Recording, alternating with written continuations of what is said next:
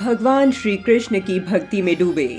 हरे कृष्ण कृष्ण कृष्ण हरे हरे, हरे राम राम राम हरे हरे का जाप करते हुए भक्ति भाव में लीन देश विदेश के भक्त पर्यटकों को आपने अवश्य ही देखा होगा। माथे पर तिलक, सनातनी पोशाक और मुख में देवकी नंदन श्री कृष्ण और मर्यादा पुरुषोत्तम भगवान श्री राम का नाम।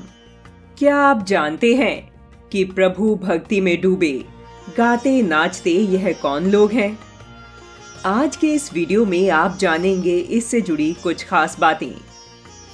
भारतीय इतिहास का मध्यकालीन कालखंड एक ऐसा समय था जब पूरे उत्तर पूर्व भारत में मुस्लिम आक्रमणकारियों ने अपना अत्याचार पूर्ण साम्राज्य स्थापित कर लिया था। पश्चिम से दक्षिण तक वे कूटनीति से अपने साम्राज्य का लगातार विस्तार कर रहे थे।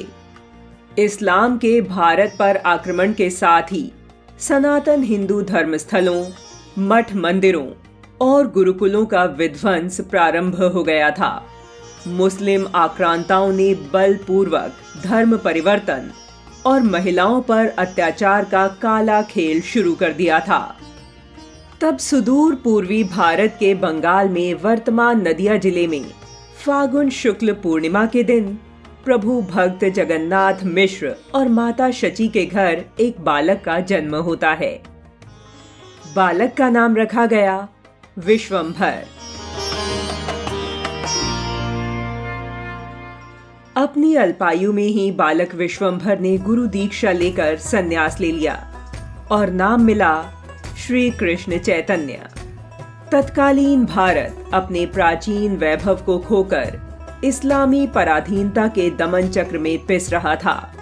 वैभव संपन्न भारत लूटा जा रहा था। भारत का अधिकांश जनमानस दरिद्र, वंचित एवं दीनहीन स्थिति में था। ऊंच नीच, जात पात और धार्मिक आडंबर समाज को खोखला कर रहे थे। ऐसे में श्री कृष्ण की भक्ति में आकंठ डूबे चैतन्य महाप्रभु ने श्री कृष्ण भक्ति के माध्यम से राष्ट्रीय चेतना का जागरण कर जनमानस के सामाजिक एवं धार्मिक जीवन में क्रांति उत्पन्न की। श्री कृष्ण की चेतन लीला को भक्ति रस के माध्यम से राष्ट्र के एक एक व्यक्ति तक पहुंचाने का महती कार्य किया। चैतन्य महाप्रभु ने मुस्लिम आक्रमण काल में उजाड़े गए वृंदावन को पुनः प्रतिष्ठित किया। उड़ीसा के सूर्यवंशी सम्राट गजपति महाराज प्रताप रुद्रदेव सहित कई लोगों को सांस्कृतिक पुनरुत्थान के लिए तैयार किया। उनके आह्वान पर जगन्नाथपुरी के राजा ने श्री जगन्नाथ रथ यात्रा के माध्यम से सांस्कृतिक नवजागरण की स्थापना की। राष्ट्र की आध्यात्मिक विरासत के संरक्षण के लिए चैतन्य महाप्रभु के द्वारा गौड़ीय वैष्णव संप्रदाय की आधारशिला रखी गई। उनके द्वारा प्रारंभ किए गए महामंत्र हरे राम हरे कृष्ण संकीर्तन का नाद आज पश्चिमी जगत में भी सुनाई देता है। इसी महामंत्र हरे राम हरे कृष्ण पर इस्कॉन जन आपको प्रभु भक्ति में लीन मिल जाएंगे।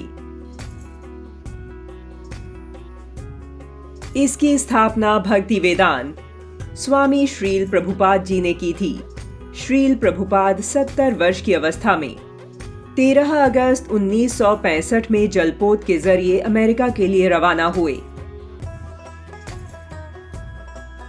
एक हारमोनियम के जरिए हरे राम हरे कृष्ण संकीर्तन के माध्यम से श्री कृष्ण भक्ति का संपूर्ण विश्व में प्रचार प्रसार किया।